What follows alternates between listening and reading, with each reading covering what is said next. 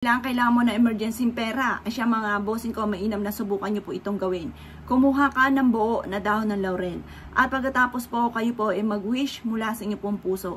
Sabihin nyo po, kailangan ko ng pera at meron akong babayaran. Or kaya kailangan ko ng pera dahil ako'y bibili ng pagkain namin. Or kaya kailangan ko ng pera dahil ayan na yung due date po namin. Yung mga ganyan mga bossing. Mag-wish ka na mula sa inyo pong puso at pagkatapos ay sunugin nyo po ang dahon ng laurel. Gagawin nyo lamang po ito ng mga alas 7 ng umaga na nakaharap ka sa gawing silangan kung saan naliwanag ang sinag ng araw. Ang liwanag ng araw ay liwanag ng buhay tungo sa ating tagumpay. Makakatulong ang liwanag ng sinag ng araw sa umaga upang sa ganon makatrak tayo ng swerte at maitaboy ang mga kamalasan. Proven po ito na napakaswerte basta't may 100% kang paniniwala sa mga gatong mga pamamaraan. Ikaw mismo ay maa-amaze sa dami-dami ng mga blessing na darating po sa inyo. Kayo mismo ay maa-amaze dahil kayo po ay hindi na maubusan ng pera. At tuloy-tuloy na ang agos ng swerte po sa inyo. Mapapansin niyo po matapos nyo po itong gawin na may mga nagagawa kang bagay na hindi nyo inaasahan na yung pala ay dito ka suswertihin. Or kaya may mga dumarating na swerte na hindi inaasahan na dito ka pala yayaman. May mga swerte na hindi inaasahan at hindi mo inaakala na kayo po pala ay magkakaroon ng maraming pera. Yung mga ganon, lagi kang ia-adya nito, lagi kang dadali nito, kung saan lagi ikaw ay suswertihin. Ang dulot nito ay napakaswerte. Kaya ako'y kinaniwala at naisyo po itong gawin. Huwag ka na po magpatumpik-tumpik pa. Makakatulong po ito upang sa ganon, masigit ka na maka-attract ng swerte.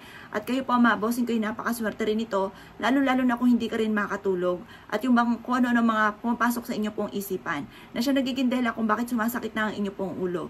Mainam po na maglagay po kayo mga bossing ko ng dahon ng laurel sa ilalim ng inyo pong unan. At ang dulot po nito mga bossing ko ay magkakaroon ka ng masarap na tulog. At imbis po na kung ano ang iniisip po ninyo, kayo po ay mas magiging kampante, mas magiging panatag ang inyo pong isipan. At mawawaksi ang mga negatibong enerhiya na kung ano naman ang inyo pong mga iniisip. Proven po ito mga bossing at kayo mismo ay maa-amaze sa dami ng mga blessing na darating po sa buhay po ninyo matapos nyo po itong gawin mga bossing. Kaya ako'y kinaniniwala, subukan nyo na po itong gawin mga bossing.